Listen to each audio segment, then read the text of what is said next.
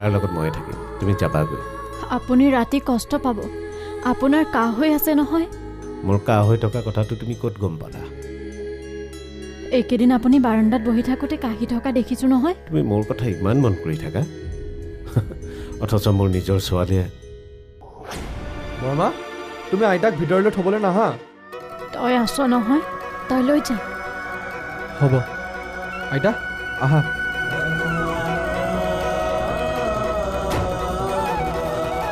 ব'লা আইতা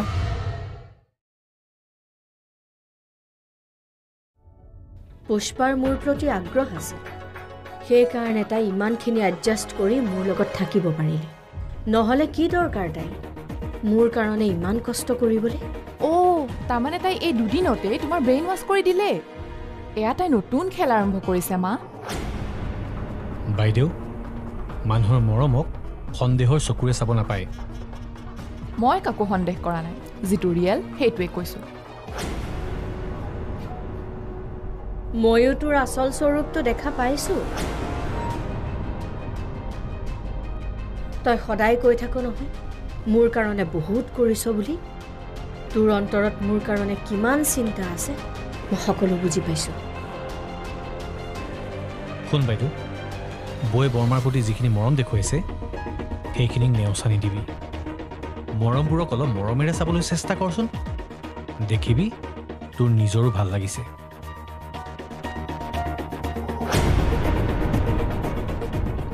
ইটো তাইৰ চামচা হয় মা তুমি তাইক পাহৰি যোৱা তাই কেতিয়াও তোমাৰ ভালটো চিন্তা নকৰে মোক পৰামৰ্শ দিবলৈ নাহিবি মল্লিকা মানুহৰ জীৱনটো খন্তেকীয়া সেইদিনা মোৰ কিবা এটা হোৱা হ'লে মই এইখন পৃথিৱীৰ পৰা এজনী বেয়া শাহু বুলিয়েই বিদায় ল'বলগীয়া হ'লহেঁতেন মোৰ ভাগ্য ভাল যে ঈশ্বৰে মোক এইখিনি কথা বুজি পোৱাৰ এটা সুযোগ দিলে হা তাৰমানে তাইৰ প্ৰতি থকা বেয়া ভাৱবিলাক শেষ হৈ গ'ল নেকি মোৰ অন্তৰত বন্ধ হৈ থকা দুৱাৰখন খোল খালেও দুৱাৰখন খোল খালে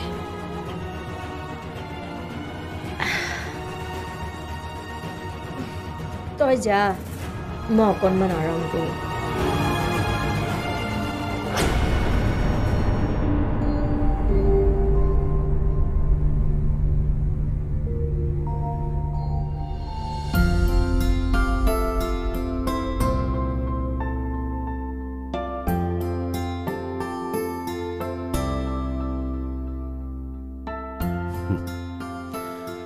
যিটো সাহস মই ইমান বছৰে কৰিব পৰা নাছিলোঁ সেই সাহস মোৰ নাতি কুণালে কৰি দেখুৱালে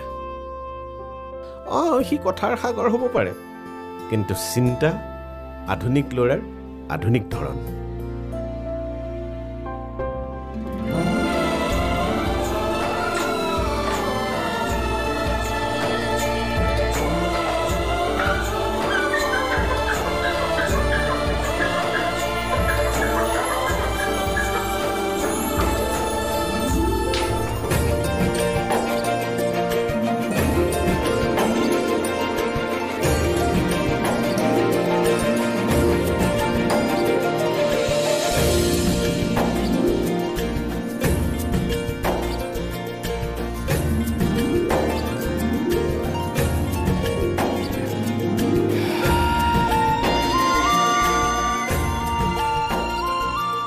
এতিয়াহে এখন পৰিপূৰ্ণ ঘৰ হ'ব পৰিপূৰ্ণ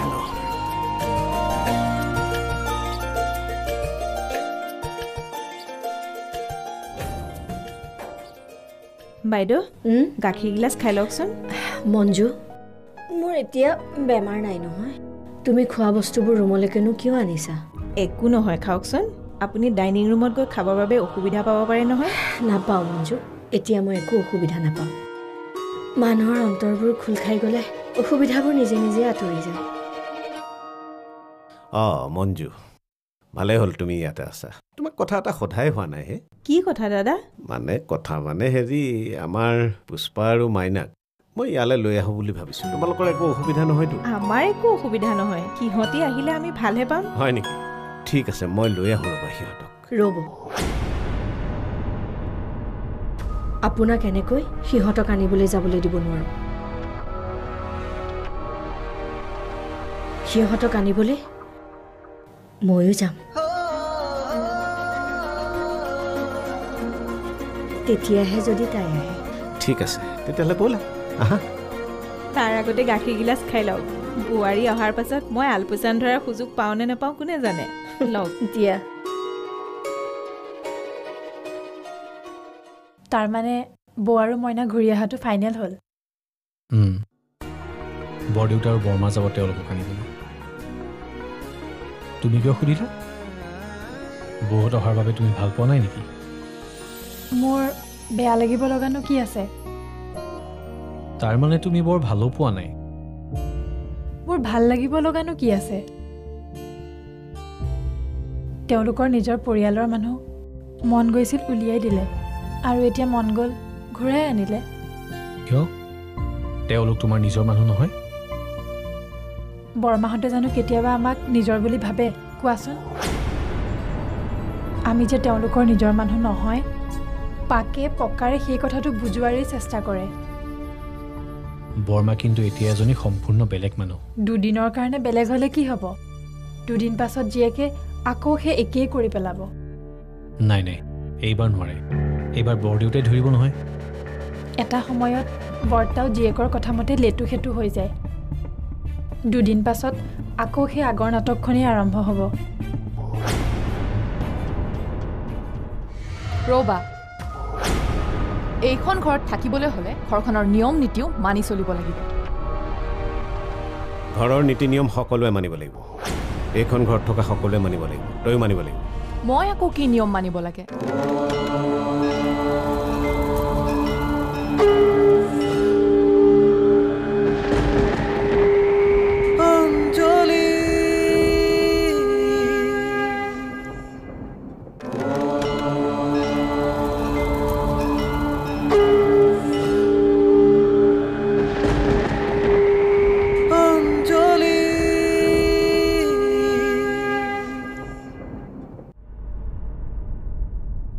আমি অকালতে আমাৰ ল'ৰাক হেৰুৱালোঁ।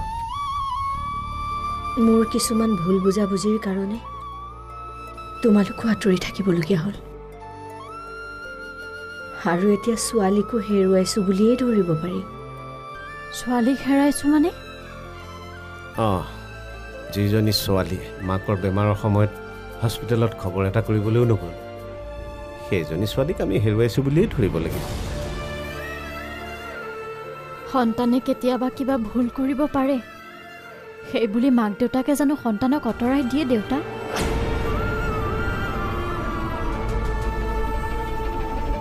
বাইদেউ যিয়ে নহওক, যিয়ে নকৰক, আপোনালোকৰে সন্তান নহয় জানো?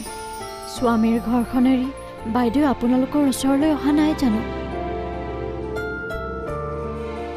তুমি আৰু মই নাই ঘৰলৈ ঘূৰি গৈ মোক এটা সুযোগ দিয়া পুষ্পা। মই এজনী ভাল শাহু হ'ব খোজোঁ। মই আপোনাক কি সুযোগ দিম মা? আপুনিহে মোক বোৱাৰী হোৱাৰ সুযোগ দিছে। এজনী নাৰী মাক হ'লে সম্পূৰ্ণ হ'ব নোৱাৰে। মাক হোৱাৰ লগতে পত্নী, বোৱাৰী, বাই ভনী হ'লেহে এগৰাকী নাৰী সম্পূৰ্ণ হ'ব পাৰে। ইমান বছৰে মই এগৰাকী মাক হৈ আছিলোঁ, এতিয়া মই সম্পূৰ্ণ হোৱাৰ সুযোগ পাইছোঁ। সেই সুযোগ তুমি ল'বানে? নোলোৱাৰ কোনো প্ৰশ্নই নাই দেউতা।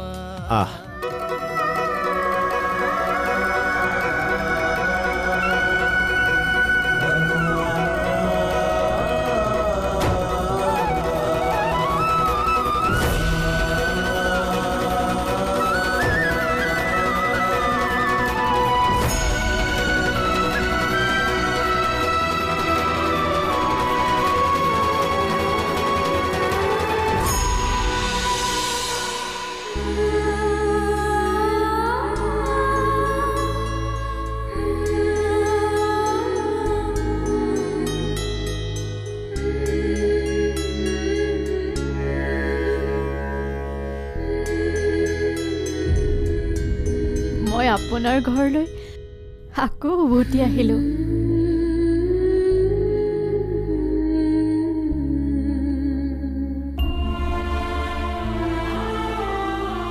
দেউতাৰ ফটোখনক সুধিছে তই যে সেৱা কৰি থাক।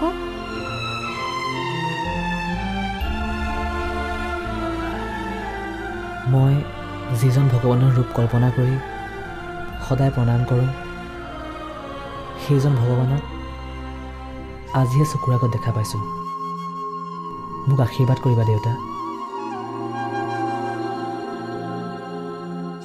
তোমালোকৰ কোঠাটো খোলা আছে, যোৱা পুষ্পা, কোঠালৈ যোৱা।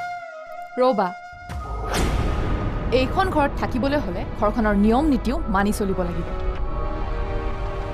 ঘৰৰ নীতি নিয়ম সকলোৱে মানিব লাগিব। এইখন ঘৰত থকা সকলোৱে মানিব লাগিব, তয়ো মানিব লাগিব। মই আকৌ কি নিয়ম মানিব লাগে? মানিব লাগিব। বিয়া দিয়া ছোৱালীৰ নিয়ম মানি তই প্ৰদীপৰ ঘৰলৈ উভতি যাব লাগিব। মই ইমান বছৰৰ পাছত আকৌ তালৈ যাম? যাব লাগিব। ইমান বছৰৰ পাছত যদি পুষ্পা স্বামীৰ গৃহলৈ উভতি আহিব পাৰে, তয়ো যাব পাৰিবি। আৰু এইখন ঘৰৰ নিয়ম।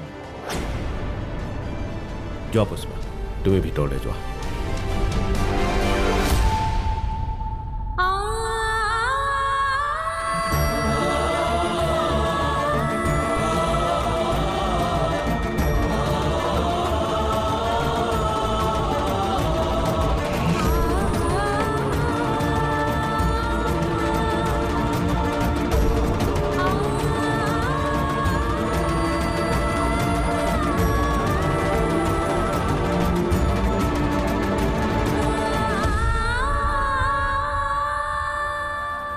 হেৰি, আজি 20টা বছৰে মই যি ভুল কৰি আহিছিলোঁ, সেই ভুল সহ্য কৰিও আপুনি যে আজি মোৰ চকু মোকলাই দিলে, আপোনাৰ ওচৰত চিৰকৃতজ্ঞ হৈ ৰ'ম।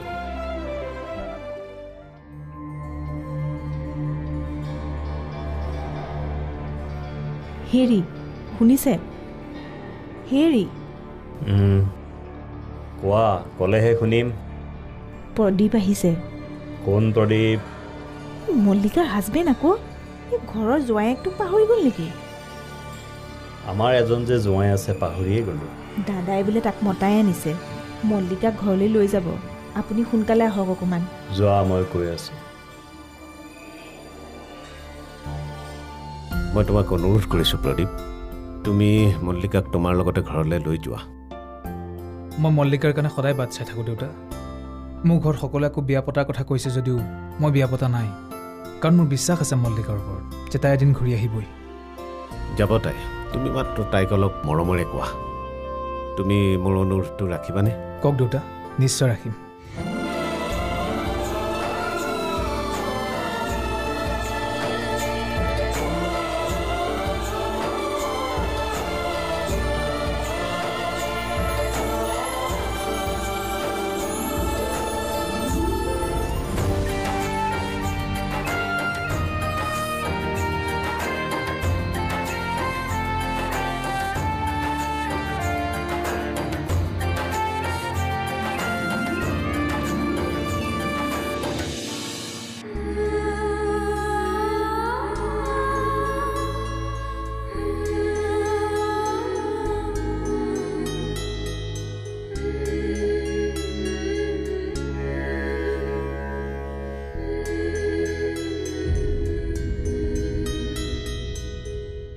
মা,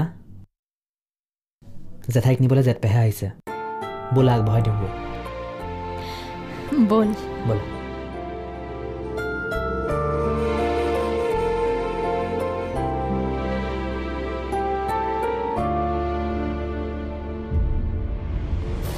মা, মই যাবলৈ ওলালোঁ। যা। মানুহৰ স্বামী স্ত্ৰীৰ সম্পৰ্কটোৱে আচল সম্পৰ্ক, বাকী সকলোবোৰ দুদিনৰ লগৰী।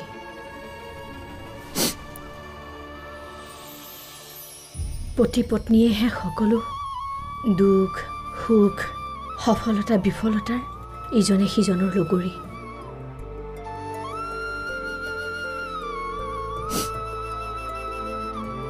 যা।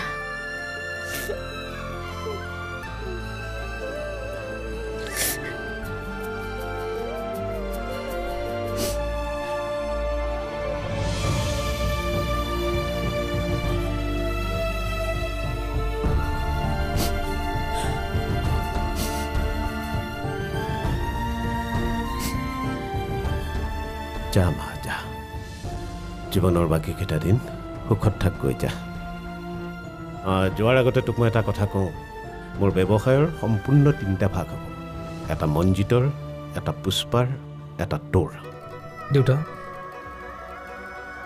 মোক আপোনাৰ ব্যৱসায় ভাগ নালাগে মল্লিকাক যে মোৰ হাতত গতাই দিলে সেয়াই ডাঙৰ সম্পদ শুনিলি নহয় ইমান দিনে তই এইহেন ল'ৰাটোৰ পৰা আঁতৰি আছিলি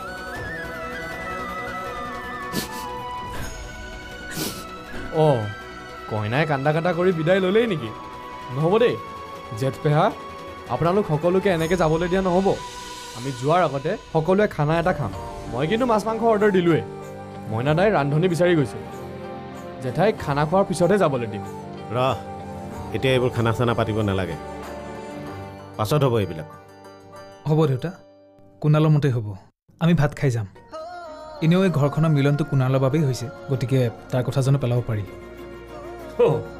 তাৰমানে আমাৰ কথা সাগৰ আজিকালি হিৰো হৈ গ'লি বাৰু ঠিক আছে চাওঁচোন তই কি খানা গোটাব পাৰ প্ৰিয় দৰ্শক আমাৰ এই ঘৰখনৰ পুষ্পাঞ্জলিয়ে বহুতো ঘাত প্ৰতিঘাতৰ মাজেৰে আহি এই কাহিনীৰ এটা মধুৰ ক্ষণত উপনীত হৈছেহি এনেকুৱা সৰু বৰ অলেখ কাহিনী প্ৰত্যেকৰে ঘৰত ঘটিয়েই থাকে এইটো এটা কাহিনীহে এই কাহিনী শেষ কৰি আকৌ বেলেগ কাহিনী আৰম্ভ হ'ব যিটো কাহিনীৰ নাম হ'ব ৰ'ব নামটো এতিয়াই নকওঁ সেই কাহিনী উপভোগ কৰিবলৈ হ'লে অপেক্ষা কৰিব লাগিব আপোনালোকৰ মাজলৈ আহিছে এখন নতুন ধাৰাবাহিকৰ মাজেৰে যাৰ নাম হ'ল অনুৰাগিনী কেৱল আপোনালোকৰ প্ৰিয় চেনেল ৰঙত আমি আহি আছোঁ আপোনালোকৰ মাজলৈ অনুৰাগিনী নামৰ ধাৰাবাহিকখনৰ জৰিয়তে এইজনীয়ে মোৰ মান সন্মান চব শেষ কৰি দিলে ক'ত আছে তাই মাতা তাইক কি হৈছে ভালদৰে বুজাই কওকচোন তোমাৰ ছোৱালীৰ নৃত্য সাধনাৰ কথা এয়া বাতৰি কাকতত আহিছে যিটো কথা মই ইমান দিনে লুকুৱাই ৰাখিবলৈ চেষ্টা কৰিছিলোঁ আজি সকলোৱে গম পাই গ'ল যে কৃতি শিক্ষক নৰেন বৰাৰ কন্যা এজনী নৰ্তকী তোমাক মই সদায় কৈ আহিছোঁ যিটো কাম মই বেয়া পাওঁ সেইটো কাম তুমি নকৰিবা তুমি মোৰ মান সন্মান সকলো শেষ কৰি দিলা এই পৰ্দাৰ আঁৰত লুকাই থাকিব নালাগে এইফালে আপোনালোকৰ মাজলৈ আমি আহি আছোঁ এখন নতুন ধাৰাবাহিকৰ মাজেৰে ধাৰাবাহিকখনৰ নাম হৈছে অনুৰাগিনী এই দিনটো চাবলৈ মূৰৰ ঘাম মাটিত পেলাই দিন ৰাতি কষ্ট কৰি তোৰ সকলোবোৰ প্ৰয়োজনীয়তা পূৰণ কৰিছিলোঁ এই দিনটো চাবলৈ মোৰ বাবে জীৱন যাপন নহয় উদযাপন মোৰ বাবে প্ৰেম ত্যাগ নহয় জয়ী হোৱাৰ অভিলাষ মই হাৰিব নোখোজো হেৰুৱাবও নোখোজো মাত্ৰ কাঢ়ি আনিব খোজো মোৰ প্ৰাপ্য অধিকাৰ আজিৰ পৰা তই এটা নতুন জীৱনৰ বাবে নিজকে সাজু কৰিব লাগিব শিক্ষকৰ সন্তান হিচাপে কোনো দিনেইতো তই মোক সুখ দিব নোৱাৰিলি শিক্ষকতাৰ জীৱনত অতদিন শিক্ষাৰ পোহৰেৰে কিমানক মই পোহৰাই তুলিলোঁ কিন্তু তোক মই শুদ্ধ পথলৈ আনিব নোৱাৰিলোঁ সেইটো আক্ষেপ মোৰ মনত সদায়েই ৰৈ যাব মই সৌৰভ চৌধুৰী আহি আছোঁ এখন নতুন ধাৰাবাহিক লৈ ৰূপকমল হাজৰিকাৰ পৰিচালনাৰে পৰিচালিত অনুৰাগিনী জীৱনে আমি বিচৰা ধৰণে গতি নকৰেও মাজনী সেয়েহে জীৱন বিচিত্ৰ তেন্তে ইয়াৰ সমাধান কি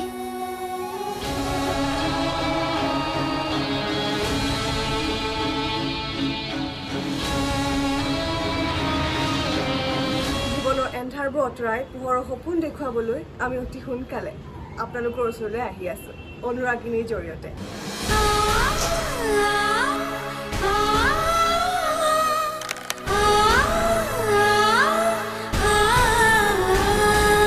এইখনত মই চেষ্টা কৰিছোঁ ঘটনাটো চিম্পল কিন্তু ঘটনাটোৰ লগত মানুহৰ ভিতৰৰ কিছুমান ইম'শ্যন সেইবিলাক বস্তুত মই বেছি এমফেচিছ দিবলৈ চেষ্টা কৰিছোঁ ইনাৰ ইম'শ্যনবিলাক